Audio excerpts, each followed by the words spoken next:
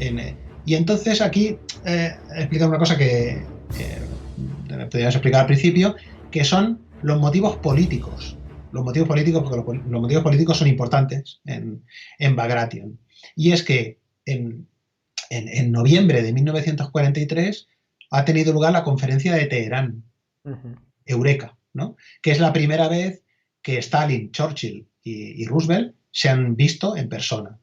Y en esa conferencia, a la casi a la fuerza hacen ir a Stalin, que desconfía de los otros dos, y los otros dos desconfían de Stalin también, le dicen que la primavera de 1944 desembarcarán en Francia, finalmente abrirán el segundo frente que Stalin les ha estado pidiendo una y otra vez, insistiendo y tal, de manera que en todas las conversaciones que tienen los soviéticos con los aliados, los soviéticos solo segundo frente, ¿cuándo abrirán el segundo frente? Finalmente le dicen en la primavera de 1944.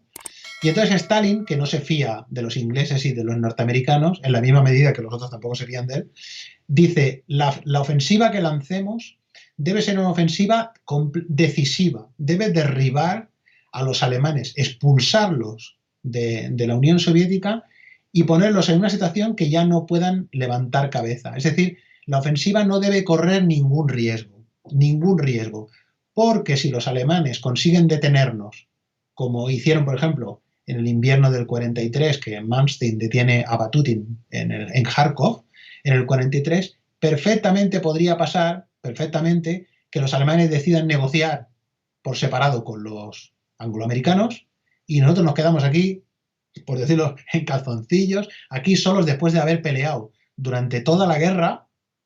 Y entonces, como en el Congreso de Viena se sienta un Talleyrand alemán en el próximo Congreso de Viena, ¿no? En la próxima conferencia de Versalles o lo que quieras, y nosotros aquí nos hemos quedado compuestos y sin novio, que se dice. Es decir, se vuelve todo el ejército alemán contra nosotros y no habrá servido de nada los sacrificios que se ha hecho. Y luego, aparte, está el tema de que Stalin quiere establecer un cordón sanitario apoderándose de los países de Europa del Este.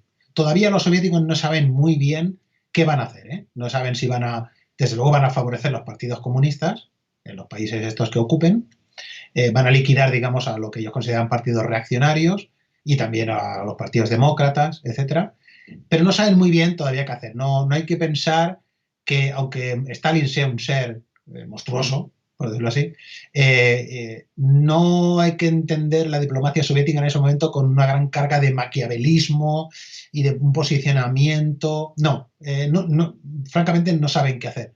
Como de hecho, durante la guerra, ninguna potencia en verdad tenía unos planes muy consolidados, no tenía unos planes a largo plazo, ¿no? Pero lo que sí que están seguros es que va a establecer un cordón sanitario en la misma medida en que en que los países capitalistas establecieron un cordón sanitario después de la Revolución Rusa en Europa del Este en 1917-1918, incluso con ayuda de Alemania, de la Alemania recién rendida, ¿no? Es decir, ellos quieren hacer lo contrario, un colchón, un cinturón de colchón de países para protegerse de lo que probablemente quizá sea una siguiente guerra. En ese sentido, yo digo, no lo digo yo, lo dicen historiadores con peso, no yo, que Bagration es la primera batalla de la Guerra Fría, para entenderlo, ¿no? Es una batalla en la que Alemania ya se sabe que va a pasar, la van a sacar de juego, de un golpe, ¿no?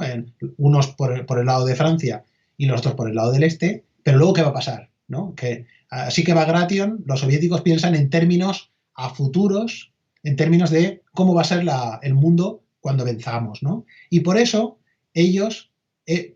Bagration es una operación que es un gran éxito, porque es una operación que combina un éxito operacional extraordinario, derrota de los alemanes, etcétera, en toda regla, y un éxito político, porque es una operación que le sirve a Stalin para apoderarse de Polonia, digamos, porque también los aliados le van a dejar hacer en Polonia, ¿eh? O sea, hay momentos en Teherán que creo que es Anthony Eden, el secretario del Foreign Office británico, el ministro de Asuntos Exteriores británico, que le dice a Molotov, ya encontraremos alguna forma de que los polacos pues dejen ya de dar la lata y se conformen y ustedes tranquilos que, es decir, los entregan a los soviéticos sin ningún tipo de problemas, ¿no?